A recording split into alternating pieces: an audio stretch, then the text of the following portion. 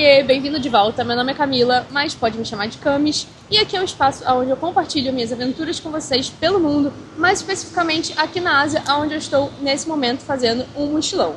Gente, fui no mercado só comprar água, eu acabei fazendo compras de dona de casa. Eu comprei esse cabide, que eu não sei se eu vou conseguir levar comigo, mas seria bom pra pendurar minhas roupas, porque eu tô lavando minhas roupas no banho. Só que normalmente os hostels dão um cabidezinho pra você botar dentro da cama. Esse aqui não deu. Então eu tô pendurando minhas roupas desse jeito aqui, né? No pauzinho de cabide da cortina da cama mesmo. Porque assim, eles deram toalha, mas essa aqui eu usei na praia. Então, tipo, eu lavo tudo no banho. Porque assim, eu fico muito suada. Suada demais. Então, sempre que eu chego, eu lavo a minha roupa toda. Roupa íntima, blusa, short ou calça, meia, lavo tudo. E aí eu deixo tudo pendurado. E seca muito rápido, porque todo lugar tem ar-condicionado ou é muito quente. Então, tipo assim, eu lavo hoje, amanhã ou mais tarde já tá tudo seco. Só que aqui não tem, então tá sendo uma dificuldade. Então eu comprei esse cabidezinho pra poder pendurar, pelo menos assim, as minhas blusas ou, enfim, roupas íntimas e meias. Comprei lencinho umedecido, né? Porque às vezes os banheiros não tem coisa, não tem papel. E sabão em pó. Comprei um sabão em pó, porque eu tava sentindo que... Mas ele é tão pequenininho, olha isso, foi super barato. Ele é sabão em pó que já vem com amaciante, então, excelente. Porque eu tô sentindo que o sabão daqui não tá lavando bem. Normalmente eu lavo com shampoo. Pra ser bem sincera, eu tenho lavado minhas roupas com shampoo porque deixa um cheiro mais gostoso e parece que limpa bem. Como eu tava, assim, explicando, né? Quando eu tava na Coreia, né, eu tava voluntariando, então eu podia usar a lavanderia, né, óbvio, era de graça do hostel. Mas, quando eu saí da Coreia e eu fui pro Japão, os hostels, eles tinham lavanderia, mas eu tinha que pagar. Então, assim, eu só usei uma vez. Só usei uma vez. Porque também não tava assim muito quente, então não precisava também lavar roupa com tanta frequência. Em Singapura eu não usei, não precisou usar, eu só tava, tipo, lavando minhas roupas íntimas, né? E na Malásia também tinha lavanderia no hostel, então eu usei também. Também não era caro, então eu usei. Eu usei 2 vezes, na verdade. E já aqui, no Vietnã, eu fiquei em hotel, né? Nas minhas 2 primeiras cidades eu tava em hotel. Então, eu tava fazendo a pia do hotel de máquina de lavar roupa, né? Eu esfregava bem minhas roupas, deixava, tirava todo o excesso, depois botava mais sabão, no caso, shampoo, né? E com água quente e deixava a roupa de molho, assim, 1 ou 2 horas.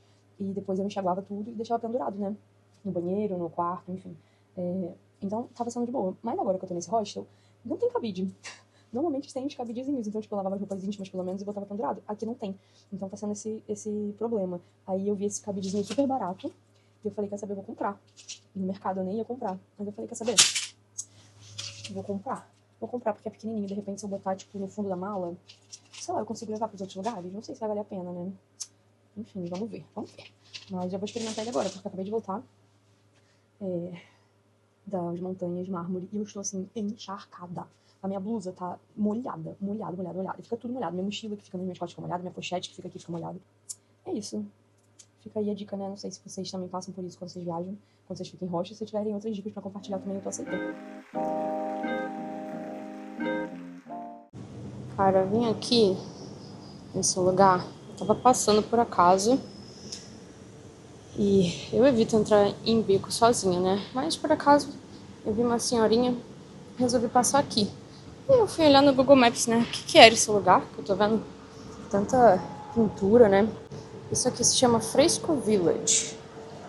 E ela foi inaugurada em 2018 com o propósito de revitalizar essa área aqui para uma área residencial, né? Transformar um pouco essa área da cidade que estava um pouco abandonada.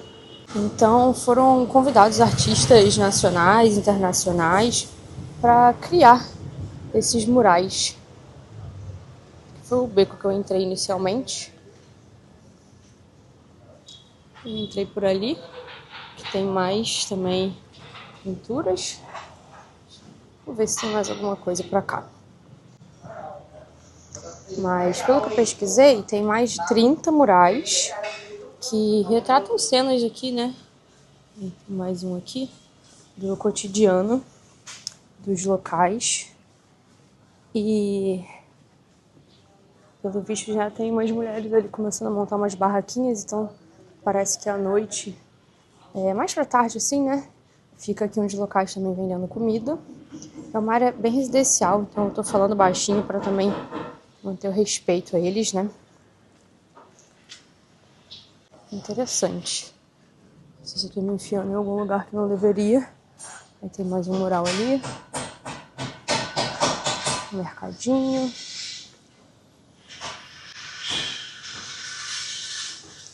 Mais uns aqui, ó.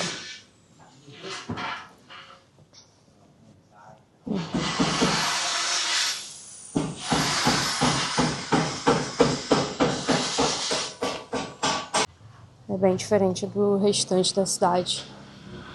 Vou passar uma moto.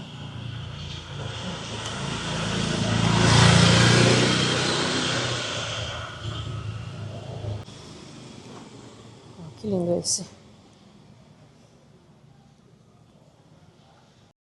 Mais uns aqui. O senhorzinho ali me mandou voltar pra trás. Então,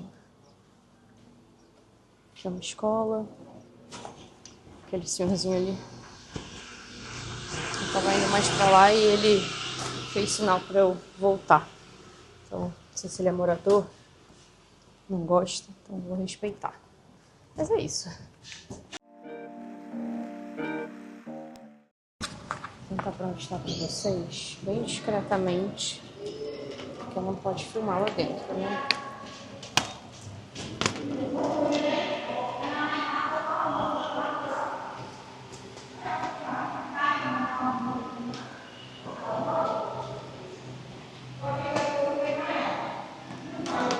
Então, esse templo aqui, como vocês viram lá dentro, ele foi fundado em 1934. E ele surgiu durante um período assim, bem complexo, né? Cultural e religioso aqui no Vietnã. Isso porque naquela época eles tentavam confirmar a sua identidade espiritual diante das influências coloniais francesas que eles estavam enfrentando. E ele foi concebido aqui como um centro do budismo Mahayana, que promove, né, os valores de compaixão, sabedoria, harmonia social, etc. Aquele que vocês viram primeiro, né, que eu estava filmando ali discretamente, é o salão principal. E tem um Buda em 11 metros de altura, né? E desde a sua fundação, ele desempenha um papel fundamental aqui na cidade da Nang. Tem um outro Budão ali. Vamos lá ver, mais perto. Mas ele foi em 1970 renomeado para se alinhar às tradições dos templos budistas da região. E atualmente ele serve até como conselho budista aqui da cidade da Nang. E é palco, né, de diversas atividades religiosas, eventos. A entrada é gratuita e a vestimenta tem que ser, né, uma vestimenta adequada, obviamente. Mas só tem local aqui, gente. Não tem nenhum turista. Só tem mesmo os locais. Então é um lugar bem legal de se visitar, né? Bem diferente, bem fora, né, dos pontos mais famosos e turísticos aqui da região. É bem pacífico.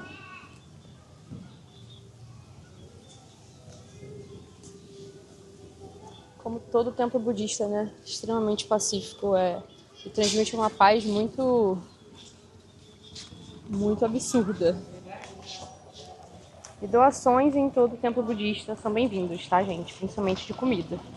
Então, se vocês quiserem também fazer parte, sempre que eu posso eu trago 1 quilo de arroz, ou uma caixinha de leite, ou atum. E não é pra ficar falando, porque eu trago. Não é isso, né? Não tô em nenhuma intenção aqui de aparecer com isso, até porque isso não é nada, né? Mas acho que faz parte da humanidade. Se você tá no lugar, faz parte você também se adequar a ele. Então, fica a dica aí, se vocês tiverem tempo, né? É sempre bom. Um lugar bem diferente. Eu sei que a gente vai para muitos templos, mas cada templo tem a sua história, tem a sua cultura, a sua identidade. E esse daqui tem, né, uma forte ligação com a história e a identidade da cidade e a sua perseverança mediante a colonização francesa. A parte de trás aqui tem essa pagodá, ou pagode, né? São muito simpáticos, cara. Uns cores bem vibrantes. Bem diferente de todos os outros que eu já vi. E como eu tinha explicado ontem, olha ali. A anteninha sempre apontando pro céu. É mesmo uma anteninha. Uma antena de conexão entre o mundo espiritual e o mundo físico. Eu falei que ia voltar aqui para esse outro lado do rio, que eu vi bastante iluminado. Então hoje eu resolvi vir aqui. E é realmente bastante iluminado. Ai meu Deus, um rato. Um rato ali. Oi. Foi-se embora. Mas enfim. Esse pedacinho aqui do rio. Tá vendo? Eu tava lá do outro lado da ponte. Tem a ponte do dragão, eu tava lá do outro lado. É pra lá que é meu rosto. Mas quando eu tava atravessando a ponte, eu vi esse pedaço aqui bem iluminado, bonito. Realmente é bem iluminado, bem bonito. Tem uns quiosquezinhos aqui. Lojinha. E eu mostrei pra vocês aquela roda gigante que fica ali. Aquilo ali é um parque de diversões, tá? É bem gostosinho aqui. As árvores também são todas bem coloridas. Todas as árvores são bem iluminadas.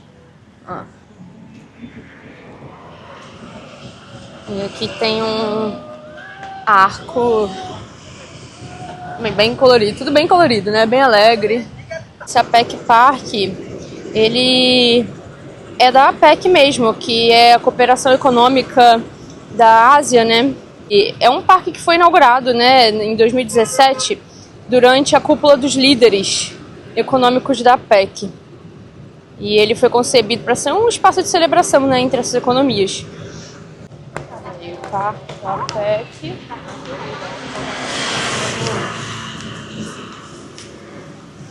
E aqui. Será que dá para entrar? Olha, olha só que legal. É aberto mesmo. Uma estrutura bem grandona aqui.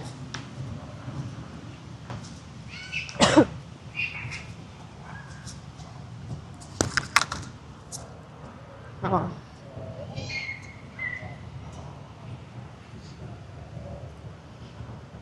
Ah, olha aí. Nossa, que bonito.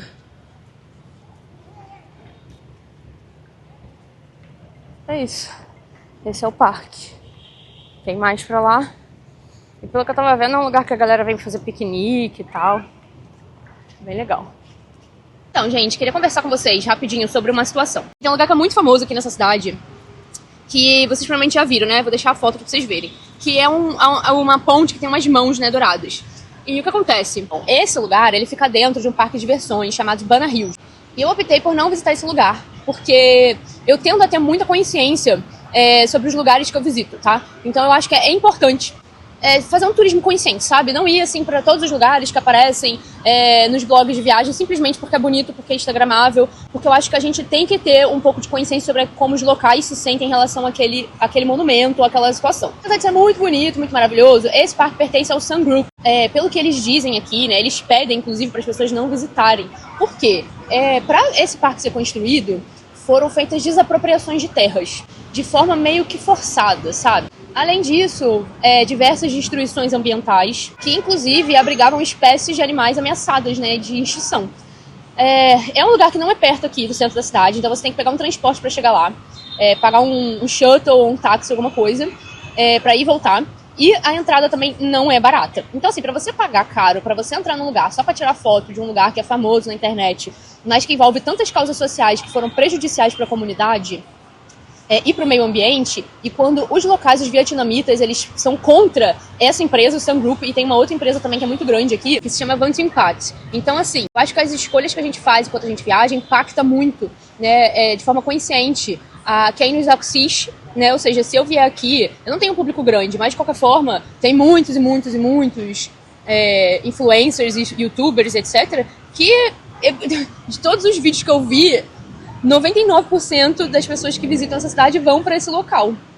Então eu acho que é importante sim a gente também levar em consideração e respeitar a forma com que os locais se sentem em relação a determinados lugares. Porque quanto mais turistas vão visitar esse lugar, mais essas empresas estão enriquecendo e continuam, né, fazendo destruições, danificando uma cultura que é tão bonita, né? Falar que os vietnamitas também dizem que, apesar deles cobrarem valor consideravelmente alto para as pessoas entrarem nesse parque, eles pagam salários baixíssimos. Então, assim, é muito complicado isso, né, gente? E assim, a cidade oferece diversas atrações gratuitas e até pagas, mas que são com valores baixos, né? E, putz, mano, você nem precisa pagar nada se você não quiser. Só de você andar pela cidade, conhecer e se inteirar com os locais e com a história e com a cultura, já é suficiente às vezes, sabe? O preço, às vezes, que uma foto bonita no Instagram pode causar para a sociedade local é muito alto.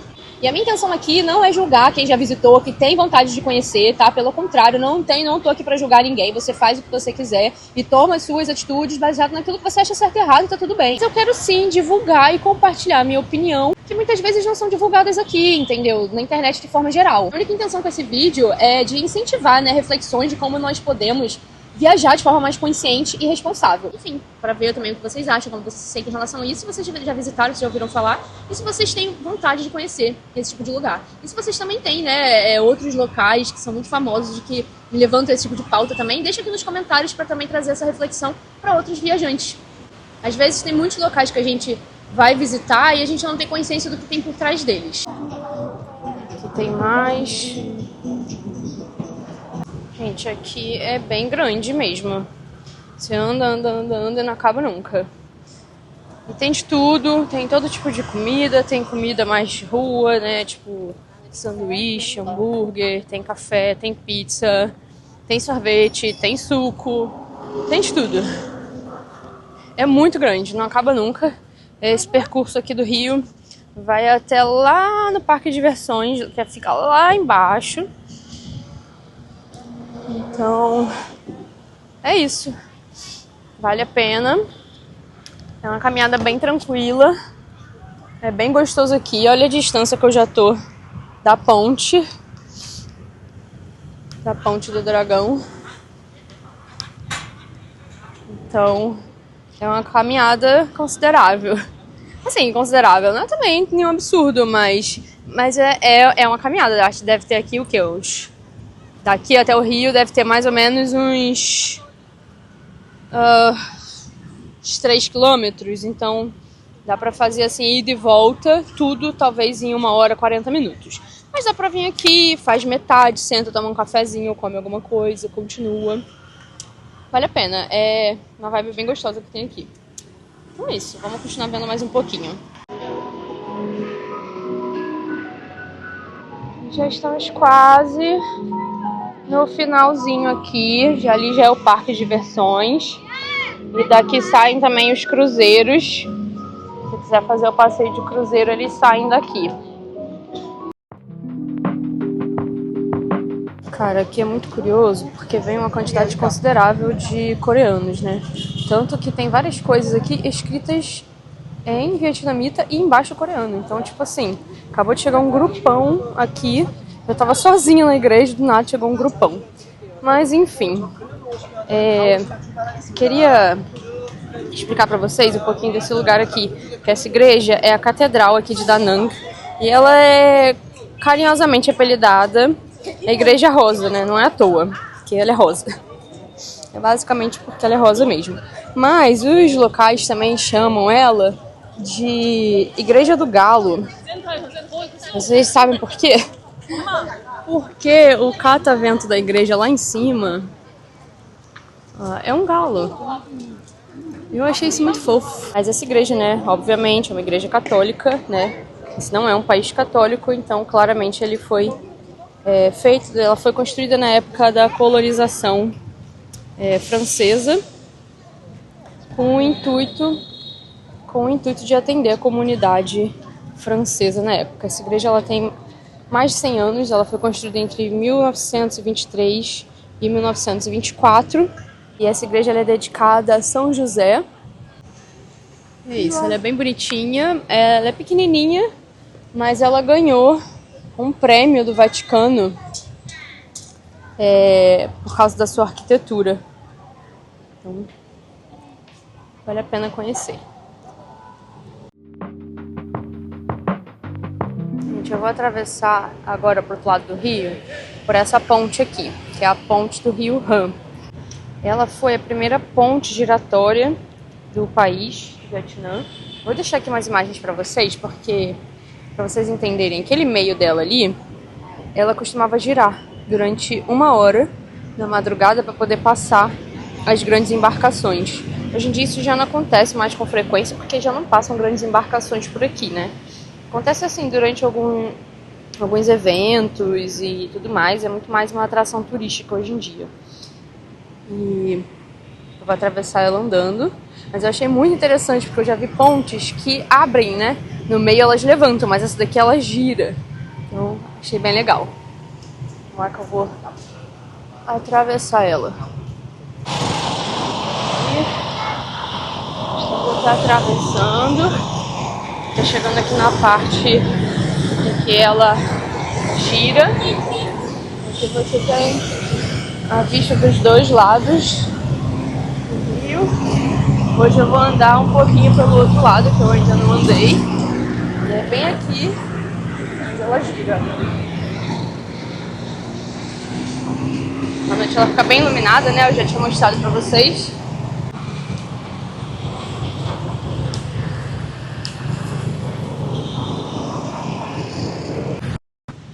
Atravessei pro outro lado. Agora a gente vai caminhar um pouquinho aqui. Eles já estão começando a preparar aqui as barraquinhas. Todo lugar tem muita comida de rua.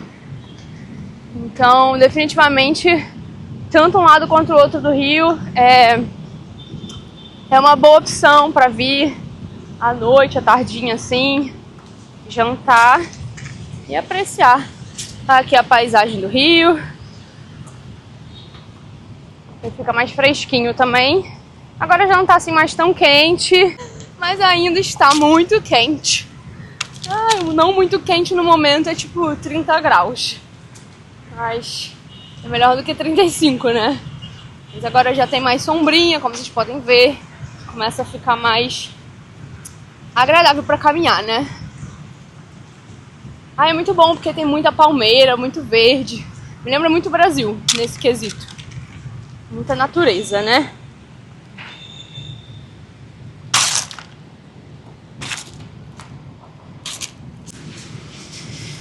Desse lado a gente tem um visual bem diferente da cidade. A gente já consegue ver, porque desse lado a gente vê os prédios mais icônicos, né? Daqui da região, que é principalmente aqueles ali. Mas ambos os lados do rio valem muito a pena. Eu acho que o outro lado rolou um investimento maior, né? Não sei, é mais bem estruturado, eu achei. Esse lado aqui já é mais raiz, mas também não é ruim não. Também tem aqui bastante hotel, farmácia, mercadinho, tem restaurante, tem cafeteria. Só a parte aqui do calçadão que eu senti um pouquinho mais abandonado do que o outro lado, mas não significa que é ruim. Também é agradável de caminhar, talvez seja até melhor porque tem menos gente, pelo menos essa hora, né? Pode ser que à noite já fique mais cheia. Aqui tem um iate que tem um pouco de tudo aqui dentro. Tem restaurante, tem um clube, né? Tipo, é um clube, né? Tipo uma boate mesmo. Um bar, um negócio assim. Eles chamam de Yacht Lounge. E é realmente um lounge que tem de tudo aqui. Então, tem vários andares. Cada andar tem uma coisa diferente. Ele é realmente um iate, gente. É um iate dentro do rio. Essa área aqui já começa a ficar mais diferente. Isso aqui é chamada de Avenida do Amor, algo do tipo. Eu esqueci agora o nome 100%, mas é Rua do Amor ou Avenida do Amor. E tem umas decoraçõezinhas aqui de coração.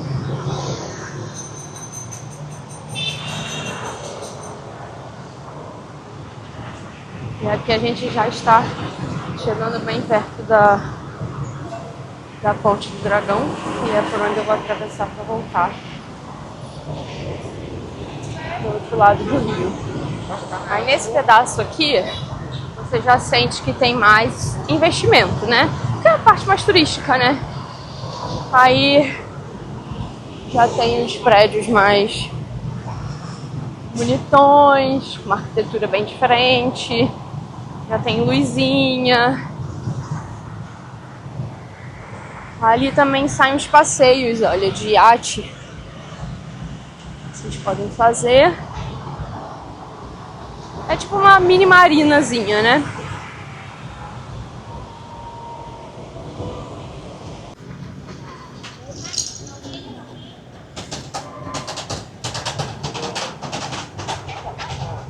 Aqui tem tipo um pierzinho.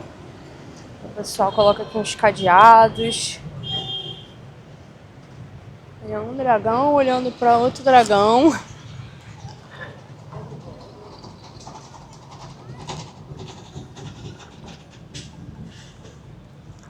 Ai, que cidade bonita. Não tem como. Quem fala que o Vietnã não é bonito tá completamente louco. Gente, olha que interessante. Eu tava cruzando aqui o rio e eu vi esse barquinho. Se vocês repararem, ele tem duas bandeiras, né? Tem a bandeira normal do Vietnã, que é vermelha com a estrela amarela no meio. E tem uma outra bandeira ali, que é metade vermelha e metade azul. Eu falei, nossa, que curioso, o que será que isso representa? Fui pesquisar, né? E ela representa a Frente Nacional de Libertação do Vietnã do Sul, que era conhecido como Vietcong. Ou seja, durante a Guerra do Vietnã, essa bandeira ela simbolizava a luta pela reunificação do país, né? Sobre o governo comunista, no caso. E o azul simbolizava esse desejo de libertação do Sul. Ou seja, o vermelho representa o norte comunista e o azul a libertação do Sul. E a estrela no meio, né, no centro, era a unificação desses dois ideais. E eles usam ali a bandeira junto, né, porque uma representa a luta e a outra a conquista, né, a unificação de fato. Então achei interessante trazer e compartilhar isso aqui com vocês. No meio aí dessa pesquisa eu acabei descobrindo que existem outras bandeiras que são usadas pelos povos indígenas, principalmente das terras centrais, que habitam as montanhas e tudo mais. São os povos mesmo originários aqui do Vietnã. Também não são bandeiras oficiais, mas eles usam algumas cores diferentes, como o azul, vermelho e o verde. Além dessa aqui que eu mostrei pra vocês. E também tem a bandeira dos Degar. Eles lutaram na época da guerra do lado dos Estados Unidos. E eles eram perseguidos, marginalizados, né, pelos povos aqui do Vietnã que lutavam contra os Estados Unidos. Eles sofreram muito durante também a ocupação francesa, porque eles foram forçados a se converter ao cristianismo. E muitos deles fugiram, né, daqui do Vietnã para o Camboja e alguns até para os Estados Unidos mesmo. E eles criaram, né, principalmente os exilados, né, que foram os que fugiram do Vietnã, uma bandeira única para eles. E ela é verde, que representa a floresta, o azul, que representa o céu e a liberdade, e vermelho, que representa o sangue derramado durante a guerra. Ela não é usada dentro do Vietnã, não é reconhecida e, inclusive, ela é um pouco assim, meio que proibida aqui dentro, justamente porque ela representa algo que é o contrário de tudo aquilo que é o Vietnã hoje, que o Vietnã se tornou, né? Então, assim, você vai ver isso muito. Se você vê essa bandeira fora do Vietnã, com essas características, eu vou deixar aqui uma imagem dela para vocês verem. Vocês vão saber que são vietnamitas exilados que lutaram a favor dos Estados Unidos na época da Guerra do Vietnã e eles foram, né, fugiram do país, enfim, justamente por causa dessa questão toda que aconteceu com eles.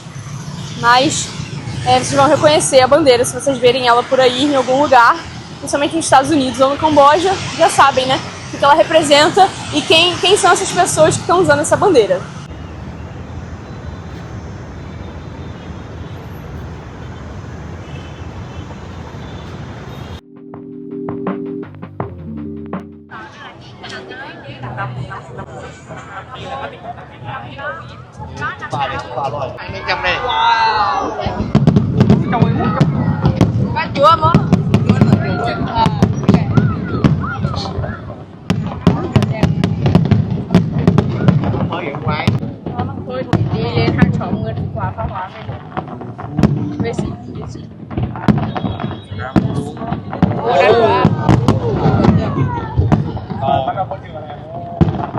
Mas é isso. Espero que vocês tenham gostado. Comentem aqui o que vocês acham. Não esqueçam de curtir, compartilhar, se inscreva no canal e não esqueça de ativar o sininho para continuar acompanhando as minhas aventuras aqui pelo Sudeste Asiático.